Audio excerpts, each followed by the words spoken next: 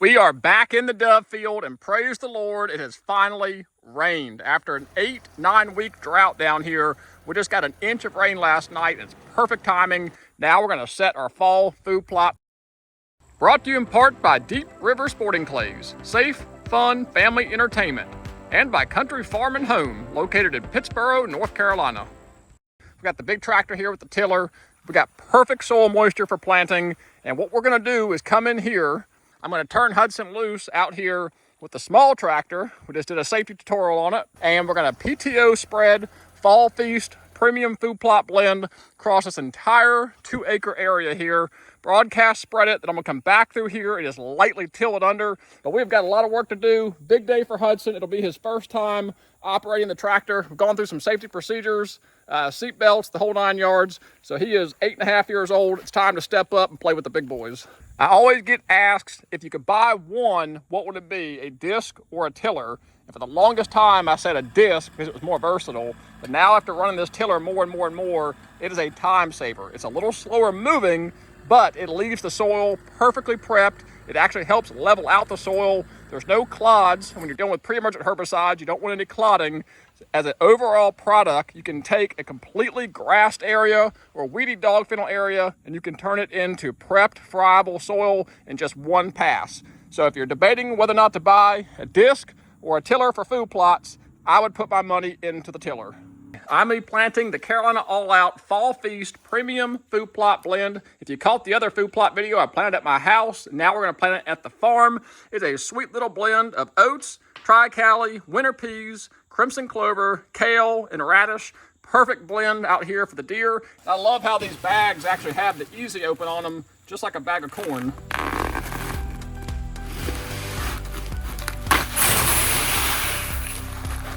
You can see it's a perfectly balanced blend. It's a little heavier in the grains.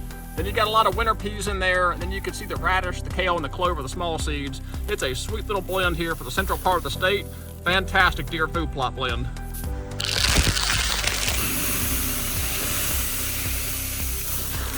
There we go, 200 pounds going out on exactly 2 acres. It's a little bit heavy seeding rate, but I don't mind if my fall food plot's a little bit thick, and it's gonna help snuff out competition and weed growth in the spring. All right, seatbelt on, all right.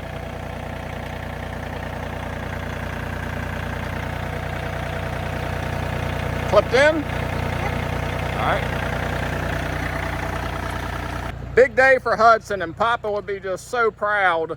Hudson's legs are just long enough to reach the pedals, but his bottom's not heavy enough to keep the seat sensor. So we have added a bag of seed behind him to lean against and to also trick that sensor.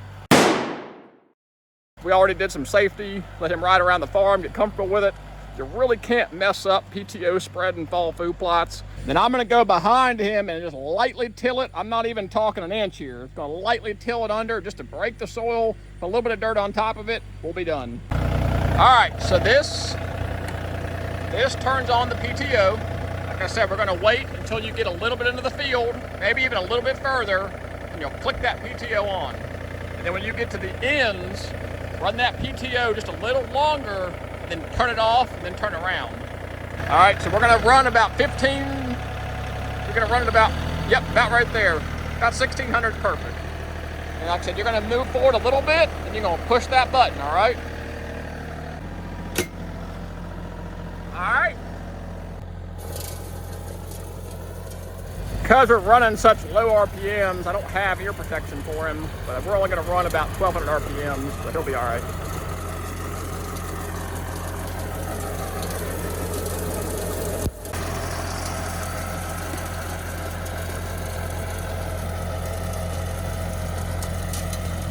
We are certainly missing my dad out here. He was hugely helpful with the fall food plot stuff because deer was his thing and he was all about it. Make a pretty good farmhand. Who? You. Thank you for disking that. Was it real muddy? You don't. I show up and spread seed. I did it this morning. Doesn't look terrible. And then I just finished doing it again. That's perfect. That weed will be fine. We'll just lightly disc it back under.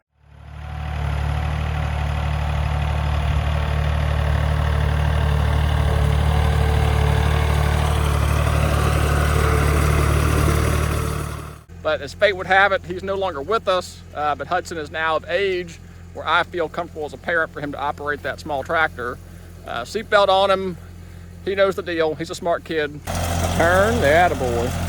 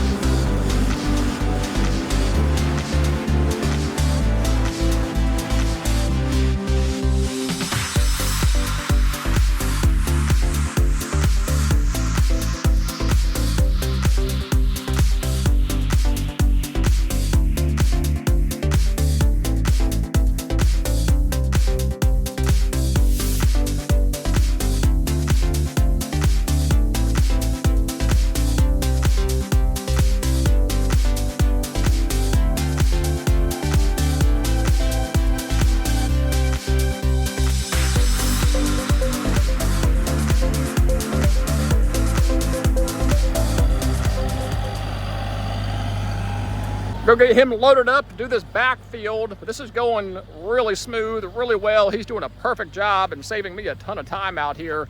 But I just love how quick, easy, and finished this ground is right here when you run the tiller over it. You can see the seed is kind of pressed into the soil in some places. It's probably going to be sitting on top in other areas. Like there's some kale and clover sitting right on top right there. That's fine. It doesn't want much dirt over it. But putting just a little bit of soil over top of those peas will be perfect.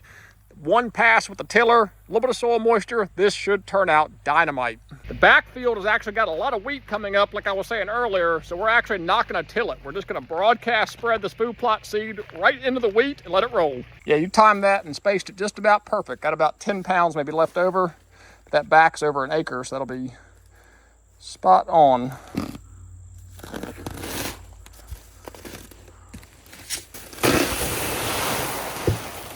There we go, about 110 pounds going on that 1.2 acres. It's just the perfect blend. I love how heavy the oats and grains are with just a splash of winter peas and clover. Deer are gonna eat this up.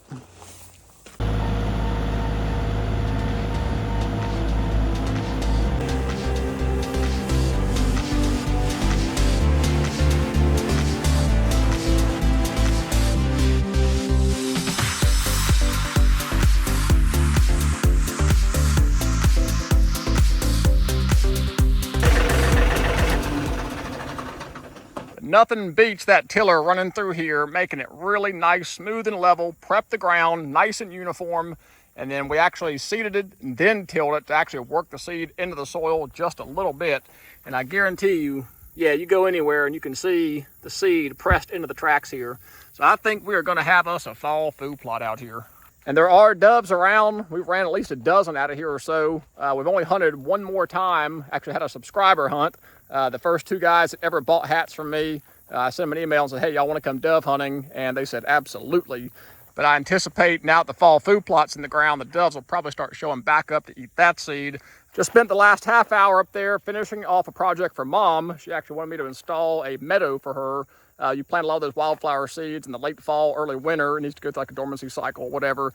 So we tilled that up and top dressed that with the meadow mix, as well as some winter wheat, act as a nurse crop to help stretch that seed a little bit and to provide spring weed suppression, hopefully. So that should be a pretty cool project. Should flush out nicely for her next spring.